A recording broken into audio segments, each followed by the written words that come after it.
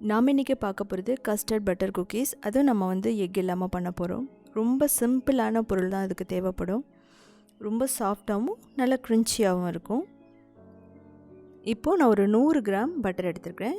நல்ல சாஃப்டான butter, unsalted. So நீங்கள் ரொம்ப சாஃப்டாக எடுக்க வேண்டியதில்லை. ஃப்ரிட்ஜிலேருந்து எடுத்து ஒரு 10 நிமிஷம் வச்சுருங்க. அதுக்கப்புறம் இது மாதிரி நீங்கள் என்ன பண்ணுங்கன்னா, நல்லா ஓரளவுக்கு சாஃப்டாக வரைக்கும் நம்ம என்ன பண்ணணும்னா அதை லைட்டாக பீட் பண்ணணும். அதுக்கப்புறம் பவுடர் சுகர் போட்டுட்டு 1/3 கப் நான் போட்டிருக்கேன். ஓரளவுக்கு லைட் கலராக வர வரைக்கும் நம்ம அது வந்து நல்லா பீட் பண்ணலாம். நீங்கள் எலக்ட்ரிக் பீட்டர் இருந்ததுனாலும் அதுலேயும் பண்ணலாம். இதுக்கு பார்த்தீங்கன்னா பட்டரை பீட் பண்ணுறதுக்கு ஒரு நிமிஷம், சுகரும் பட்டரும் சேர்ந்து பீட் பண்ணுறதுக்கு ஒரு 2 நிமிஷம். ஸோ அதுக்குள்ளேயே வந்து முடிஞ்சிடும். நம்ம ரொம்ப நேரம் இதை வந்து பீட் பண்ணணும்னு அவசியம் இல்லை. இந்த ஸ்டேஜில் நீங்கள் பவுடர் சுகர் போடலாம், இல்லைன்னா வந்து ப்ரௌன் சுகர் போட்டுக்கோங்க. இப்போ நான் வனிலா எசன்ஸ் போடுறேன். நீங்கள் ஏலக்காய் பொடி கூட போட்டுக்கலாம். மைதா வந்து 3/4 கப்பும், அதுக்கப்புறம் கஸ்டர்ட் பவுடர் 1/4 கப், அதுக்கப்புறம் கார்ன்ஃப்ளவர் வந்து 1 டேபிள் ஸ்பூன் நான் போட்டுக்கிறேன். கார்ன்ஃப்ளவர் இல்லை அப்படின்னா நீங்கள் வந்து அரிசி மாவு போட்டுக்கலாம். அதுவும் வந்து ரொம்ப நல்லாயிருக்கும். இப்போ நீங்கள் கையில் மிக்ஸ் பண்ணணும். இது வந்து சப்பாத்தி மாவு மாதிரி நம்ம பசையக்கூடாது. நம்ம அப்படியே பிடிச்சு விடணும்.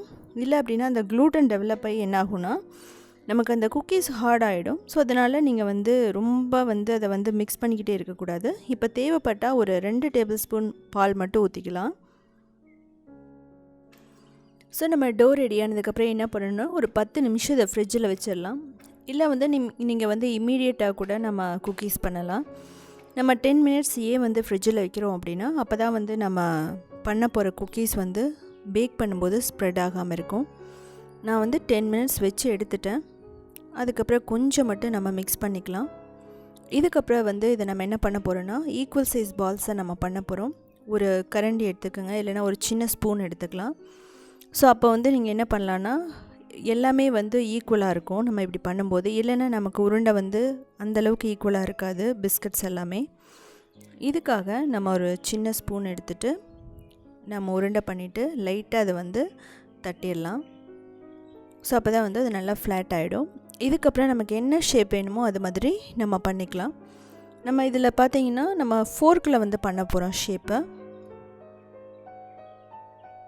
ஸோ நல்லா க்ராக் ஆகாமல் இருக்கணும் அந்த உருண்டையெல்லாம். இதுக்கப்புறம் ஃபோர்க்கில் 2 தடவை நீங்கள் ப்ரெஸ் பண்ணிங்க அப்படின்னா ஆப்போசிட்டில் ஒரு அழகான ஒரு ஷேப் வந்துடும். ஸோ இதே மாதிரியே நம்ம எல்லாமே பண்ணிக்கலாம்.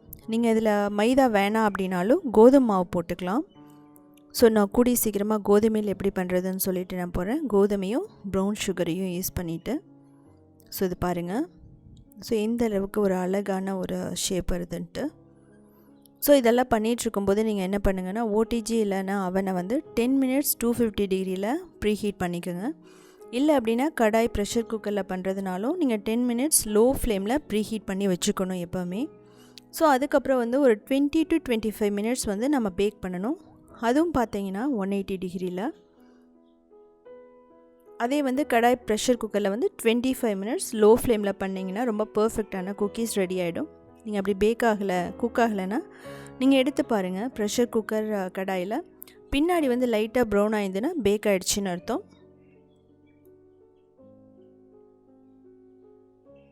ஸோ நம்ம பட்டர் ஷீட் போட்டால் போதும். நம்ம ரொம்ப எதுவுமே வந்து பட்டரை வந்து வச்சு க்ரீஸ் பண்ணணும் அப்படின்னு எல்லாம் ஒன்றும் அவசியம் இல்லை.